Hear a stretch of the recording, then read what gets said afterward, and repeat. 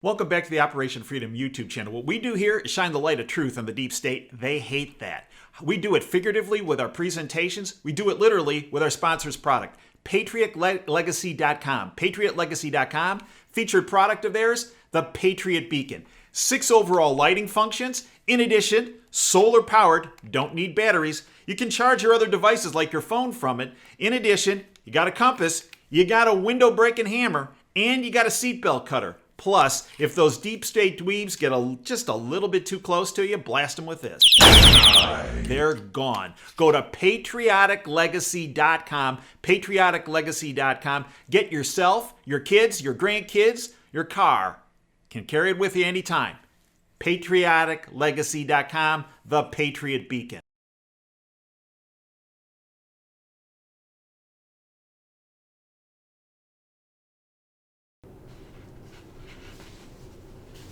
I sent Charles' note to me to a friend of mine who is a former high-level official in military intelligence. Here is his response. Very powerful words from someone who had to live with the tragic loss of a son because of corruption and incompetence. Killing Soleimani was a long time coming. Many of us wanted to go after him over the years, and the Obama administration denied those opportunities. Trump's actions send a message to all the thug dictators around the world. The United States will no longer take the BS from them any longer. God bless America and our men and women in uniform. It's a former high-level official in military intelligence. I also got a response back from the whistleblowers. Soleimani was a very bad person. He deserved what he got.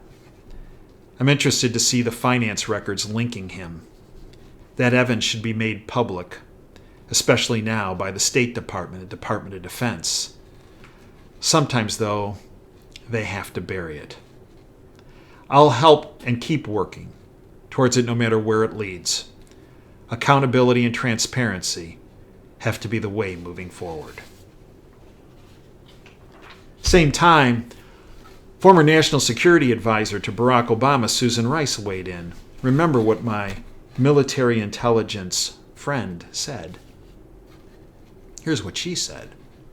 Surprises. It's shocking that she would lie, isn't it?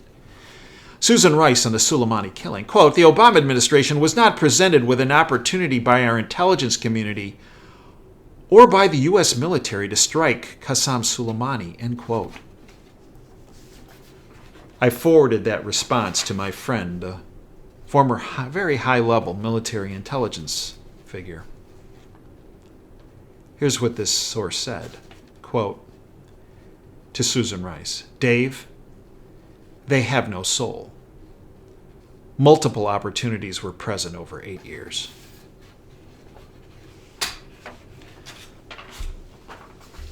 But it goes even more so to than just looking the other way. From Red State, Sarah Lee. Obama did more than just look the other way at Soleimani. You ready? The Iran deal gave Soleimani amnesty. Where's Maddow on that? Or Anderson Cooper? Or Fox? Members of the Obama administration have had little trouble or shame expressing their opinions on the wisdom of the Trump administration's decision to take out Iranian Quds Force leader Qasem Soleimani on January 2, 2020. The latest example comes from former Obama National Security Advisor Susan Rice, who told Rachel Maddow that the Obama administration never had the opportunity to take out the lifelong terrorist. Lie. Awful as he was. True.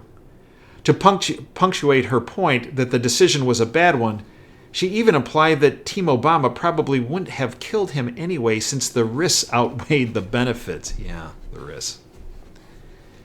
But let's just be clear here. Susan Rice is a liar, and not in a squishy way, but in a very specific way, because her boss wasn't simply content to look the other way as Soleimani defied travel bans and met with Putin in Russia while Obama pushed for support of his Iran deal, for example, but because the previous administration actively, as part of the annex to the Iran deal, granted Soleimani amnesty by removing him from the Treasury Department designated terrorist list he had been on since 2007.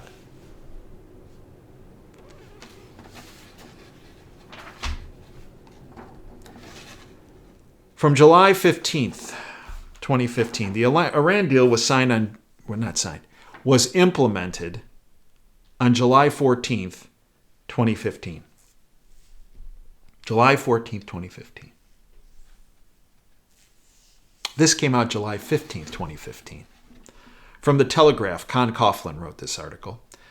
Obama's Iran deal has just granted an amnesty to the world's leading terrorist mastermind. Because many people are saying, oh, Sarah Lee's wrong.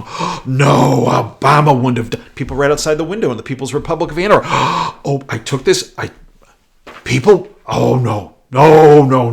Barack Obama would not have done that. No. Day after the deal went into effect. July 15, 2015. Obama's Iran deal has just granted an amnesty to the world's leading terrorist mastermind.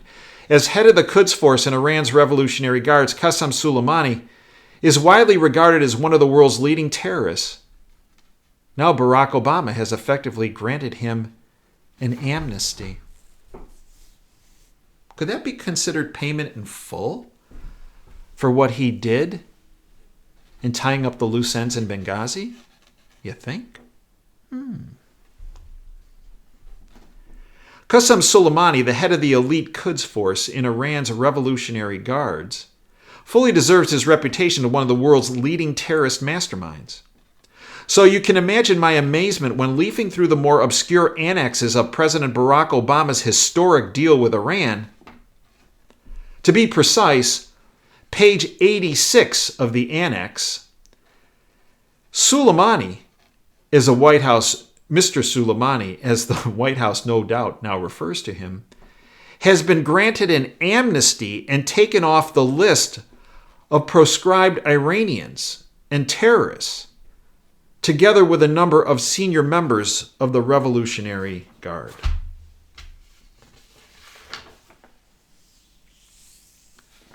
The UN, an arm of the deep state, was actually so outraged by what Obama did on July 14th, 2015 by granting Soleimani amnesty, they actually stepped in. They couldn't even take it. They're deep state players. They couldn't even take it. And they filed a resolution, a Security Council resolution number 2231, which was adopted 6 days after the Iran deal was signed on July 20th, 2015, and they singled out Soleimani. And they put a travel ban on him so he was not to leave the premises of Iran.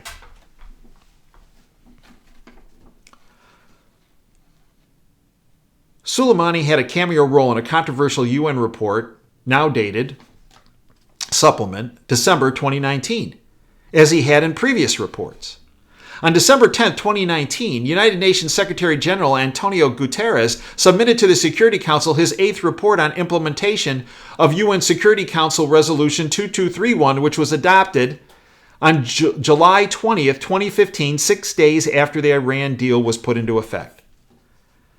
In that Council Resolution 2231, the Council banned Soleimani from any travel outside of Iran. Why? Not because he was a peace-loving dude, because he was a butcher. A butcher that Obama granted amnesty to. In paragraph 14 of his December 10th, 2019 report, Guterres noted the following, quote, information from Iraqi media outlets suggests that Major General Soleimani has undertaken travel inconsistent with the travel ban provisions of the Resolution 2231. I call upon all member states to diligently implement the restrictive measures imposed on the individuals and entities on the list maintained pursuant to Resolution 2231, which was adopted on July 20th, 2015. A more direct reference followed in paragraph 38. Quote, during the reporting period, information surfaced regarding additional travel by Major General Soleimani. According to Iraqi media outlets, He traveled a number of times to Baghdad in October 2019, end quote. This reported by Jeffrey Feltman. He was banned from travel. And yet there are people that say, oh, he was carrying out a peace initiative. This dude could not even spell peace, let alone put out a peace initiative. He was a butcher. And he was planning more terrorist attacks on a multi-scale level, on a multi-location level. And that's what President Trump extinguished when he extinguished Soleimani. He extinguished a guy who wore the hat, leading the Quds Force, a terrorist organization of the Islamic Revolutionary Guard Corps. But his bigger hat that he extinguished of Soleimani's was head of terror operations for the deep state. And what did the UN call for in Resolution 2231? I call upon all member states to diligently implement the restrictive measures imposed on individuals and entities on the list. Diligently implement. Well, it appears President Trump diligently implemented that restrictive measure on Soleimani.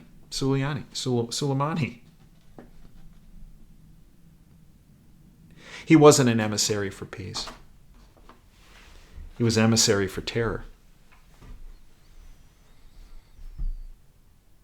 And President Trump tied up the loose ends that Barack Obama created.